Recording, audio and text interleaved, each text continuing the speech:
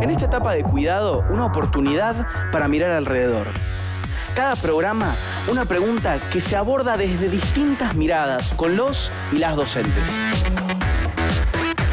La literatura, las ciencias, las artes, la matemática, puestas para afrontar el desafío de conocer nuevas preguntas. Preguntas sin respuestas definitivas, preguntas que dan la posibilidad a nuevas preguntas. Con vos que estás ahí, nuevos abordajes para que sigas aprendiendo, reflexionando sobre el mundo. Seguimos educando. En este proyecto miramos el mundo con los lentes de la simetría. ¿Qué es la simetría? ¿Dónde la podemos encontrar? Sabemos que la simetría no es perfección, pero muchas veces observar la simetría nos puede llevar a ver la belleza. La simetría es un punto de vista, una forma especial de ver el mundo. Juega con reflejos y espejos, formas que ordenan el caos y lo desordenan para crear nuevas formas. Y la asimetría, la falta de simetría, es tan intrigante y nos fascina como la presencia de simetría. Vamos más allá de la mirada y descubrimos con la matemática un universo lleno de transformaciones, lenguaje y ciencia. Tantas experiencias que convocan pensar en simetrías, música, arte, arquitectura. ¿Qué pasa en los cuerpos? Esta perspectiva sobre un mundo puede manifestarse ahí, donde menos lo esperás. ¿Qué es la simetría?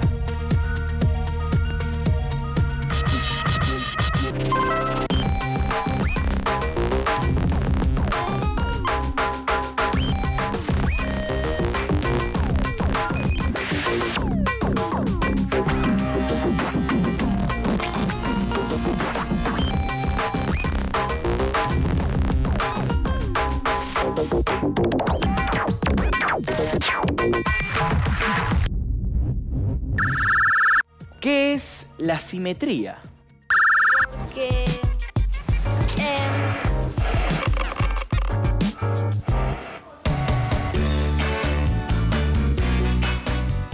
Vamos a mirar el mundo con ojos matemáticos y hoy les proponemos centrar la mirada en todo lo que nos rodea, desde las fachadas de edificios hasta las rampas, las escaleras y los pisos que transitamos. Los chicos y las chicas del país nos cuentan. Me llamo Agostina Faria y soy de Villa María. Mía Moriconi y Villa María. Me llamo Benjamín Bernuevo y soy de Villa María. Observen estas imágenes. Son dos construcciones, el Taj Mahal en la India o el Museo Guggenheim en Bilbao, España. ¿Qué ven?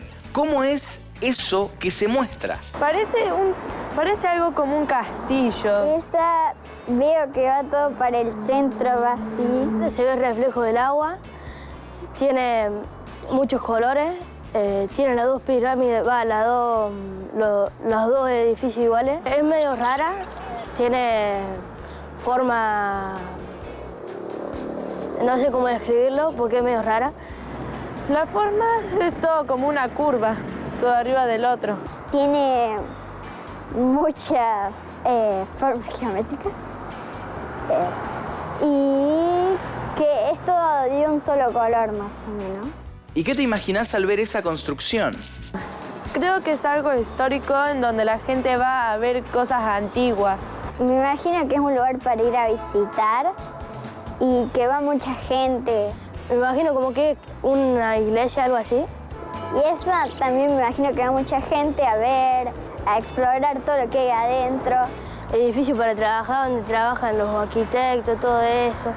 Al mirar estos edificios, ¿ven alguna relación entre las figuras geométricas y la arquitectura? ¿Cuál? Yo creo que en ella hay muchas líneas, hay círculos, puede ser. En ese hay cuadrados, hay círculos, hay figuras rectas. No veo ninguna figura geométrica ahí, yo veo tan solo curvas. Hay más formas medio desarmadas.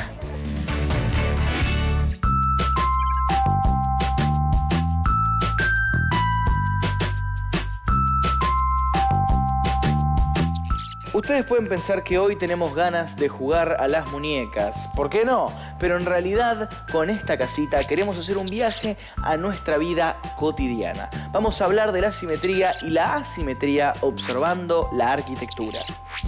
¿Quién no ha caminado por las calles mirando casas? Yo miro autos. Otro objeto interesantísimo que aplica para lo que hoy vamos a estar aprendiendo. La idea es pensar y observar el mundo con una mirada matemática. Si se detienen a observar las construcciones, verán que rápidamente detectan formas geométricas, como en esta casa. Ahora vamos a trazar una línea central a la que llamamos eje.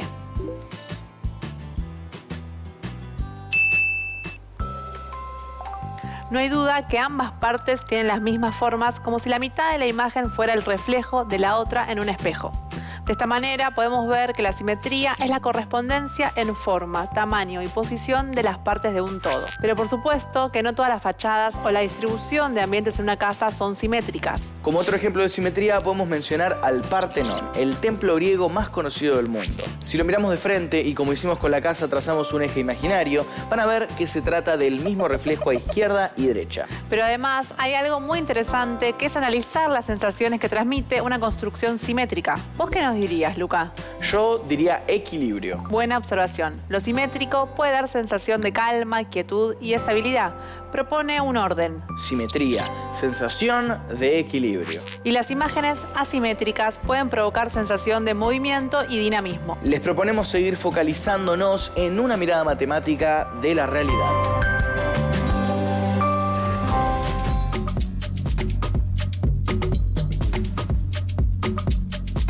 En el mundo nos encontramos con múltiples formas: galaxias, estrellas, planetas, rocas y seres vivos. Se nos presenta desordenado y caótico. A lo largo de la historia, las personas fueron buscando conceptos que les permitieran comprender y apropiarse de esa realidad. La simetría es uno de esos conceptos. Hay simetría cuando al actuar sobre un objeto, un diseño, un sonido, un movimiento o una ley de la naturaleza queda igual que antes. Hay algo que se mantiene constante, que se conserva. Por eso, en griego significa de proporción apropiada, indica la proporción de las partes entre sí. La simetría nos presenta ejemplos increíbles en la naturaleza, telas de araña, en los panales de abejas, en cristales de hielo. Y el ser humano ha replicado esta simetría en muchas de sus obras, como puentes, muebles y casas. Pongamos nuestra mirada en la arquitectura.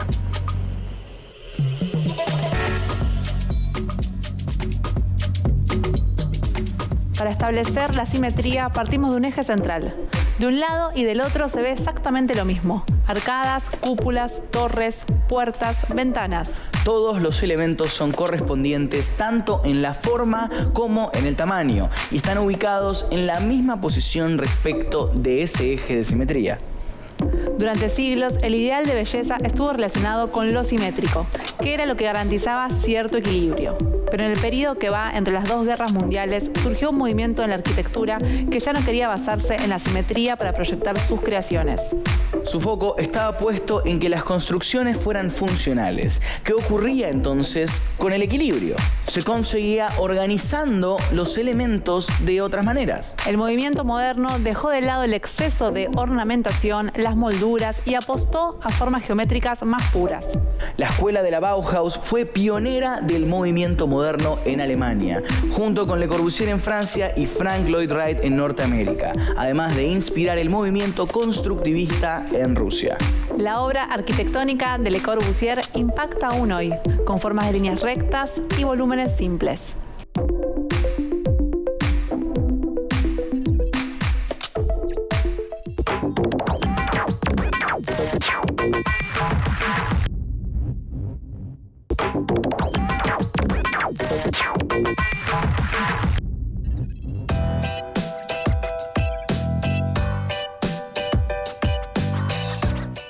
Como venimos hablando, el origen de la palabra simetría nos lleva a pensar en armonía, orden y belleza. Pero, ¿por qué decimos que la creación de una figura o de un dibujo asimétrico nos transmite una sensación de desequilibrio? Fíjense, ¿qué efecto inmediato nos provoca una figura cuando es asimétrica?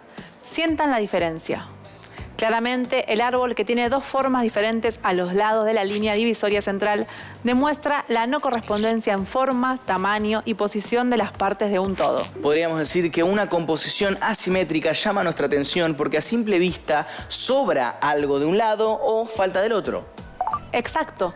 Existe esa sensación de que una parte pesa más que las otras. Son muchos los arquitectos y las arquitectas o quienes se dedican a la composición de arte y fotografía que prefieren provocar esta sensación asimétrica. Pero, ¿por qué será? La asimetría permite destacar ciertos objetos o situaciones del resto. Y recuerden que asimetría no implica desequilibrio, sino desigualdad. ¿Y las figuras simétricas? Transmiten un equilibrio porque ponen en juego ciertos movimientos que hacen que una imagen, si bien es transformada de forma sencilla, quede igual a como estaba. Es decir, esos movimientos de la simetría dan la impresión de que la figura jamás ha sido movida. Nos referimos a 3 operaciones puntuales: reflexión, rotación y traslación. Vamos a conocerlas. Para explicar las figuras simétricas, vamos a partir de un ejemplo. Los símbolos de los 4 palos de las cartas francesas son simétricos y pueden superponerse con sus imágenes en el espejo mediante movimientos. Así se da lugar a la simetría de reflexión. Si buscamos la línea donde se puede dividir en 2 la figura, de modo que al colocar allí un espejo se reproduzca la figura entera, encontramos el eje de simetría. Además, también podemos preguntarnos, ¿el eje es siempre vertical? Esta figura tiene 2 ejes, uno vertical y otro horizontal. ¿Y qué sucede con las imágenes, los dibujos? En estos casos, a diferencia de las anteriores, el eje no está sobre la imagen, no la atraviesa. En realidad, se reproduce la imagen completa de modo que ambas figuras sean simétricas respecto del eje. Pero además del reflejo en el espejo, ¿a qué nos referimos con la operación o el movimiento de traslación? Consiste en mover un dibujo, pero que a simple vista parezca que se ha quedado igual. ¿Y el movimiento de rotación podrá también dar lugar a simetrías? Sí, cuando elegimos un punto, giramos todo el dibujo en torno a ese punto y pareciera que el mismo estuviera igual. Sin embargo, no todas las figuras, al aplicarle esos movimientos, son simétricas. Y no todas tienen los mismos tipos de simetrías. Los matemáticos han demostrado que existe un máximo de 17 tipos de simetrías. Y todas ellas se aplican en la Alhambra, en España, un edificio histórico de gran belleza y valor arquitectónico. Porque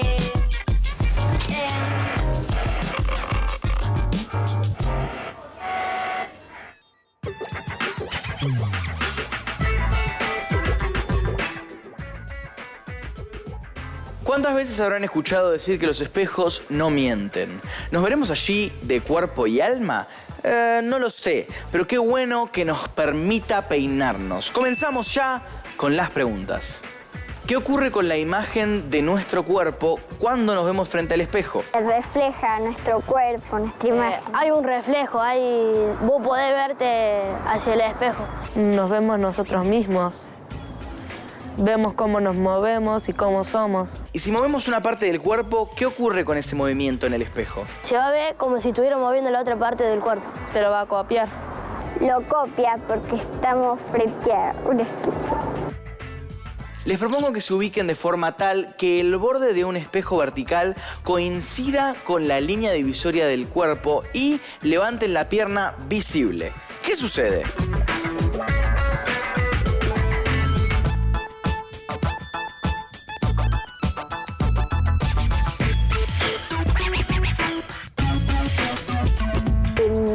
Cuando yo me ponía de costado, se tenía el reflejo mío y también partes del cuerpo fuera del espejo. Yo hacía cualquier movimiento y el espejo me lo copiaba. Podíamos ver la mitad de nuestro cuerpo, pero como que el reflejo hace de cuenta que te está viendo también del otro lado.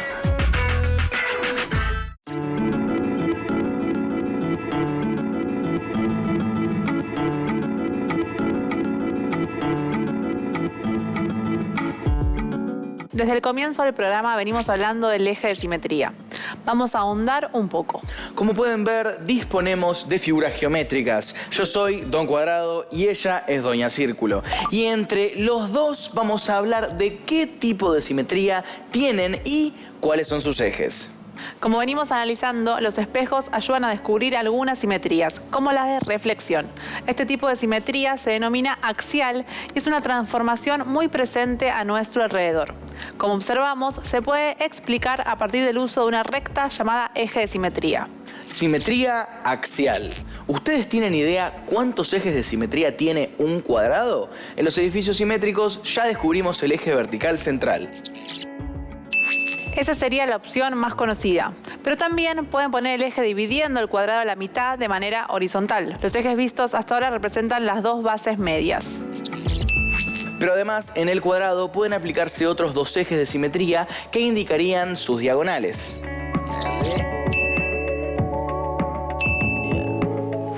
Hasta aquí todo perfecto con el cuadrado. Pero ¿cuáles son los ejes de simetría en un círculo? Fíjense lo siguiente. En este caso, inicialmente también podemos marcar más de uno. Por ejemplo, así, o así, o así, o así, o así. ¿Y ya está? ¿Queda ahí? A mí me llama la atención y me hago la siguiente pregunta. En el caso del cuadrado, al indicar las diagonales, simplemente hay que unir los puntos de dos ángulos interiores y opuestos. Pero en el caso del círculo, me da la impresión que debería haber más opciones, ¿puede ser? Muy bien, Luca. En realidad, en un círculo los diámetros son infinitos y por ende también los ejes de simetría. Fíjense, lo podemos poner así. Y otro así, y otro así, y otro así, y otro así, y otro Como así. un reloj. Exactamente. Y tengo infinitos ejes de simetría. Y ahora vamos con las figuritas difíciles. ¿Qué pasa con los triángulos? Cuando los arquitectos y arquitectas realizan los diseños, terminan integrando un sinnúmero de figuras geométricas, entre ellos los triángulos. Un triángulo equilátero con tres lados iguales tiene tres ejes de simetría. Cada una de esas rectas contiene una mediana del triángulo y las tres medianas se cortan en un punto que es el centro del triángulo. Si doblamos la figura por esos ejes, las dos partes se superponen, coincidiendo perfectamente. Pero ¿qué ocurre cuando el triángulo es isósceles? Es decir, con dos lados iguales y uno distinto. Este triángulo tiene solo un eje de simetría. Cuando el triángulo tiene tres lados distintos se llama escaleno. Debido a su forma, este triángulo no tiene ejes de simetría. Cuando nos referimos a la simetría axial, los espejos juegan un rol fundamental ya que ofrecen una imagen simétrica del objeto que reflejan. Esa imagen se puede superponer con el objeto real al doblar el espacio como si dobláramos una hoja de papel. La recta sobre la que doblamos la imagen o la hoja es el eje de simetría. ¿Cuál es el resultado en el objeto reflejado? Las partes de la imagen simétrica del objeto que se encuentran más cerca del eje tienen su reflejo cerca del eje. Y aquello que se ve en la parte de arriba o en las áreas externas de la fotografía se ven de igual modo en su reflejo.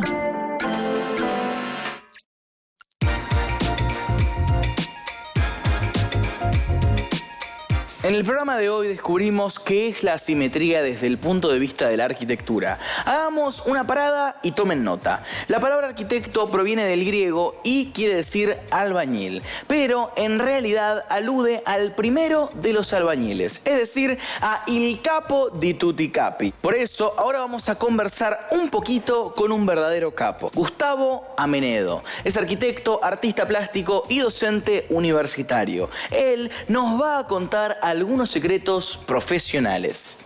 Hola chicos y chicas, soy Gustavo Amenedo, arquitecto, artista visual y docente universitario. ¿Nos puedes comentar cómo es desarrollar la profesión de arquitecto o arquitecta? La profesión de arquitecto es una profesión independiente, así que todos los días pueden ser diferentes. Pero básicamente podemos pensar que un día de un arquitecto es durante la mañana visitamos nuestras obras y por la tarde trabajamos en los futuros proyectos o hacemos trabajo de oficina. Tiene muchas tareas. Por supuesto, proyectar las viviendas, los edificios, revisar que esos edificios se construyan según lo planeado, hacer presupuestos, la verdad es un montón, calcular estructuras. Son tareas variadas las que tiene un arquitecto. ¿Considerás que es una tarea creativa? El trabajo de arquitecto es una profesión súper creativa.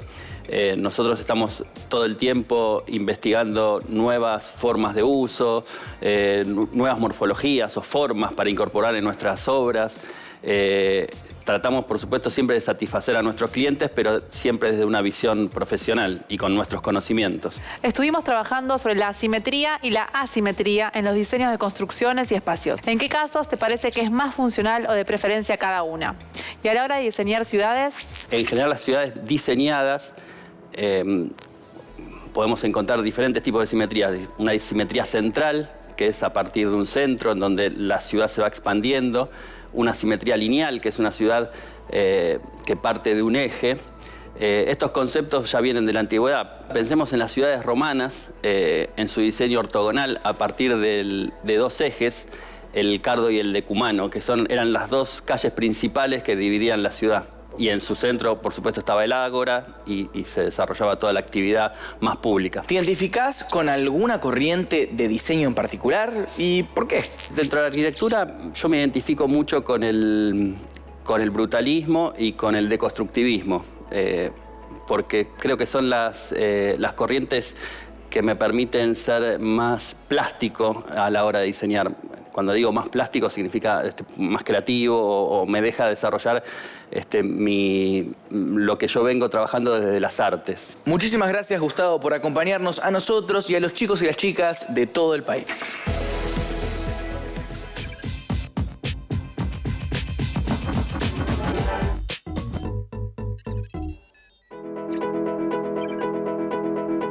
Hoy miramos al mundo con ojos matemáticos.